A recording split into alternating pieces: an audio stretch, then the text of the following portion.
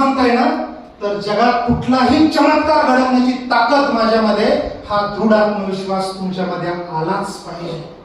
काही ना काही घटना घडलेली असते आपल्या आयुष्यात आणि आपल्याला असं वाटतं त्या वळणावरती संपलं, सगळं संपलं, आता काहीच नाही होऊ शकत. सगळं जे होतं ते जळून खाक झालेलं असलं तरी सुद्धा ह्या माझ्या वाक्यांवरती विश्वास ठेवा.